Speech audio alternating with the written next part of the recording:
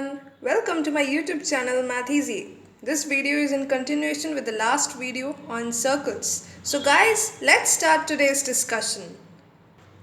So before moving on to the second video, we'll have a short recap on what we did in the first video. So in the first video, we basically learned regarding this circle, the basic properties of a circle, and most importantly, we learned these three terms. I'm going to write it down. First of all, we learned what is a secant, then we learned the term chord, what is a chord, and then finally comes tangent. And regarding tangent, if you remember, we had learned two properties of a tangent. So these are the two properties that we learned of. Property number one is tangent is perpendicular to radius. Second property, length of tangents drawn from an external point to a circle are equal. Explanation is very well in the first video. If you haven't watched, then please go and check them out. Now, the proof of this second theorem we had done earlier. In this video, we will start with the proof of this first theorem, that is tangent is perpendicular to radius. So first of all, we draw the diagram. So we draw an arbitrary circle with center O, and suppose this is the tangent.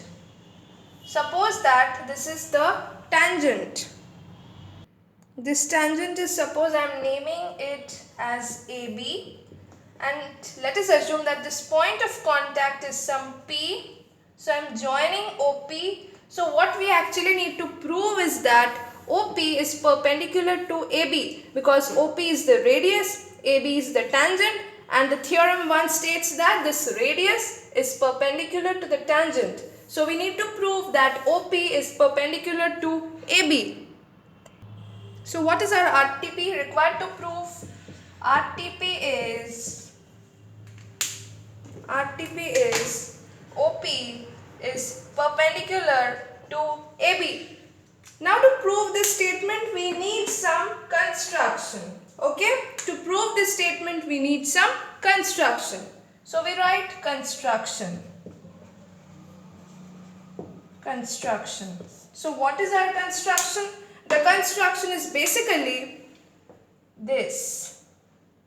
So from O, we draw an arbitrary line on AB other than P. Okay. We draw an arbitrary line on AB other than P. So first of all, the construction is that we take an arbitrary point on this line AB other than P. So I'm rubbing it. The construction is basically, first we take an arbitrary point on AB other than P. So we take an arbitrary point here. I'm naming it as Q. And the second part is we join O and Q. We join O and Q such that this OQ intersects the circle at some point R. So what is our construction basically? Our construction is, first we take a point Q on AB other than P. So first we take a point Q on AB other than P. Then we join O and Q such that OQ intersects the circle at R. So this is basically our construction. Construction is what? First we take a point Q on AB other than P. Except P, we take another point on AB and we name it as Q. Then we join O and Q such that this OQ intersects this circle at some point R. So we move on to the proof part. So we come to the proof part. Now what will be our approach? In what approach will we proceed to prove the given statement? First of all, look at the diagram. OP O is my center, P is a point on this circle. So OP is basically the radius, isn't it? So OP is equals to radius. Very clear, very easy. I can write this, right? Similarly, R is a point on this circle. R is a point on this circle and O is my center. So I can write OR is also the radius. So OR is equals to radius. Now OQ. What can we write as OQ? We can write OQ is equals to OR plus RQ. So OQ is equals to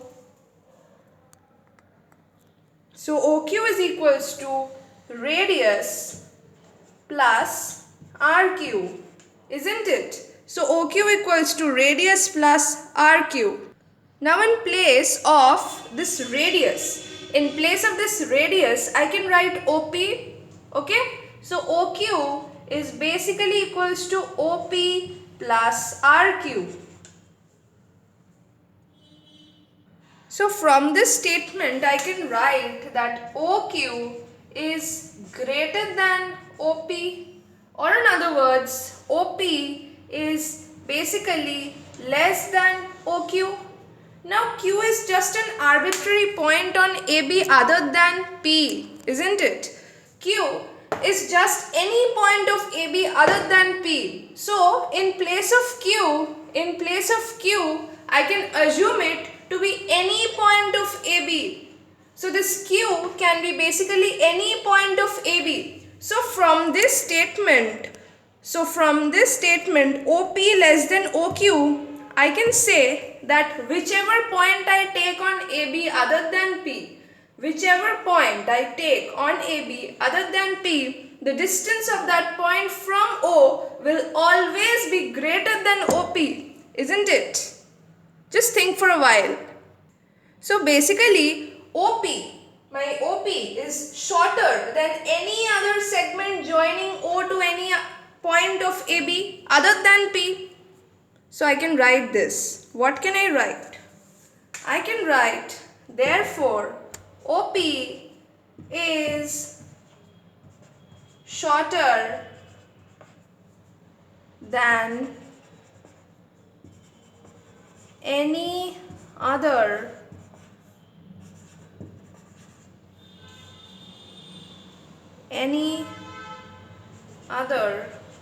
line segment joining O and any point on AB other than P.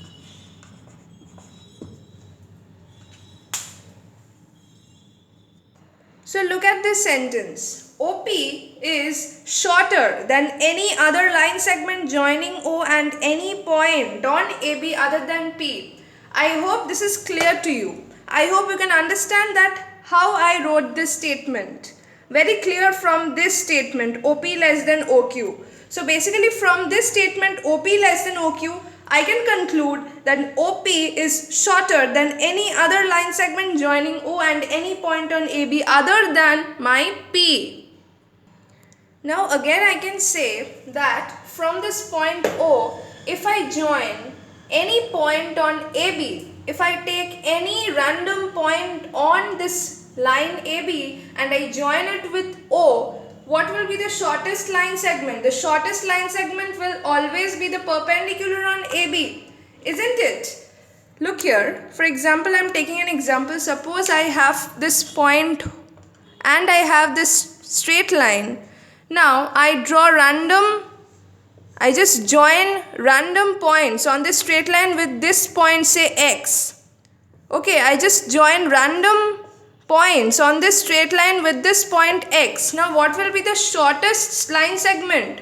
The shortest line segment will be the perpendicular, isn't it? The shortest line segment will be my perpendicular. So same thing here also. From point O, if I start joining random points on AB, from point O, if I start joining random points on AB, what will be the shortest line segment? It will be the perpendicular, isn't it? Now, from here we conclude that the shortest line segment we get will be OP. So, can we say that OP is my perpendicular? Can we say that OP is my perpendicular? So, I am writing among all the line segments joining O to any point on AB, the shortest will be the perpendicular.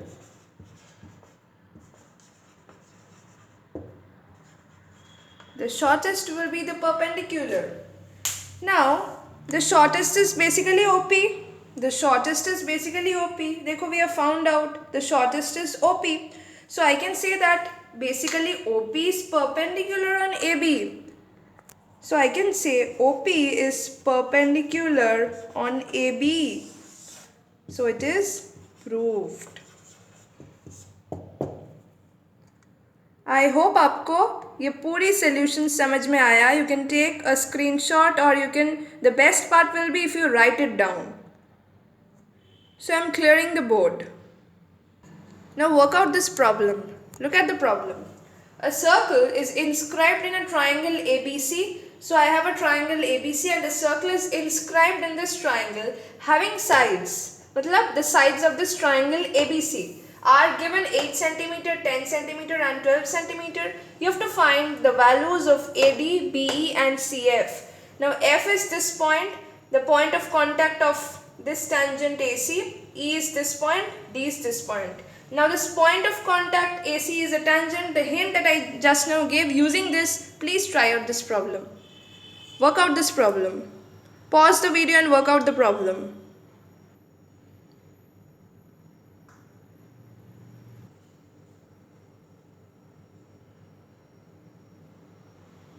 So I am moving on to the solution. So this is basically my given figure. Okay, this is basically my given figure. So what is the first point that we use here? Do you remember theorem 2 of properties of tangents? What was the theorem? The theorem was from an external point if we draw tangents to a circle, then the length of the tangents will be equal. Now if you look carefully, you will see that if I take A to be an external point, then AF and AD are basically two tangents on this circle, isn't it? From an external point A, AF and AD are basically two tangents on this circle. So from the property 2, I can say AF is equals to AD. Is it clear? Similarly, from external point B, BE and BD are two tangents on this circle. So in the same manner, I can say BD is equals to BE. In the same way, C, from external point C, if I draw two tangents on this circle, then CF and CE are my tangents. So from property 2, I can write CF is equals to CE. होगा ये बात?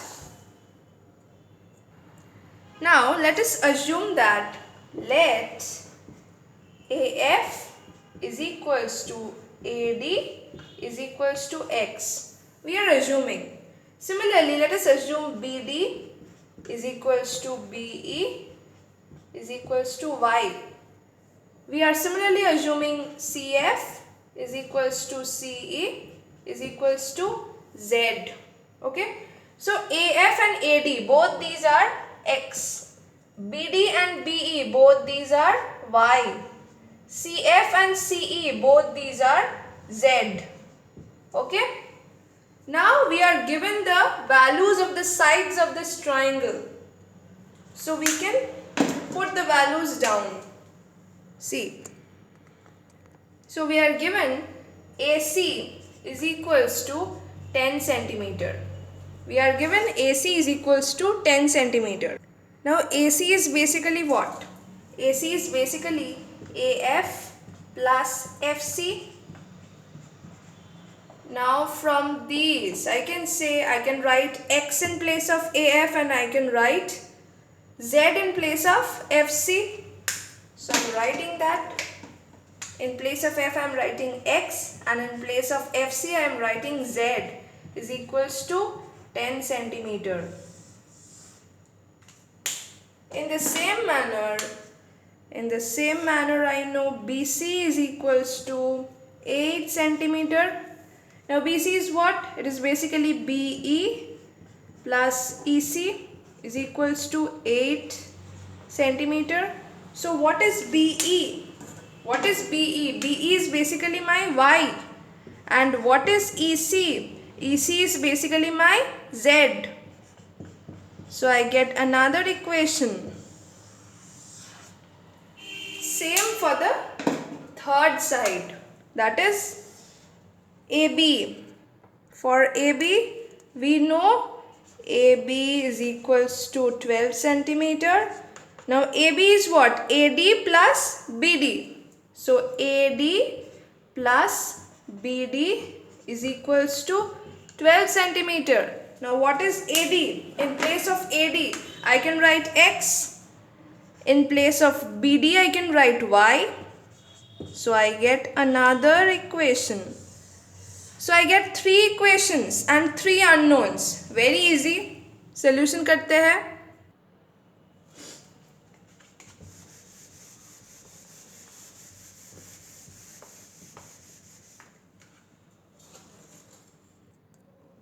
So I'm rubbing off everything except these 3 equations. So what do we have? We have X plus Y is equals to 12. We have Y plus Z is equals to 8. And we have X plus Z is equals to 10. So we have all these 3 equations. We name it as 1, we name it as 2 and we name this as equation 3. Now we add all of these 3 equations. Adding 1, 2, 3. Now if we add all of these 3 equations, see, we will get 2x, we will get 2 y's and we will get 2 z's. So we can write 2 into x plus y plus z gives 12 plus 8 plus 10. So basically x plus y plus z gives 6 plus 4 plus 5, which is 15. Now from equation 1, we know the value of x plus y, which is 12. So we place it 12 plus z equals to 15. So z will be 3 centimeter. So once we know the value of z, we place it in these 3 equations. We place it, देखो, we know y plus z equals to 8. We place the value of z 3. So y will be 8 minus 3, which is 5. So y will be 5 centimeter. Similarly, we also know that x plus y. Similarly, we also know that x plus y equals to 12. Now x का value हमको निकालना है, y का value we know 5. X plus 5 equals to 12. So x will be 7 centimeter.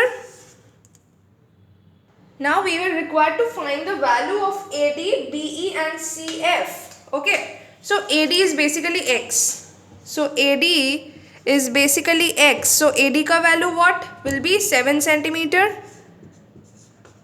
Now BE is basically y. BE is basically y.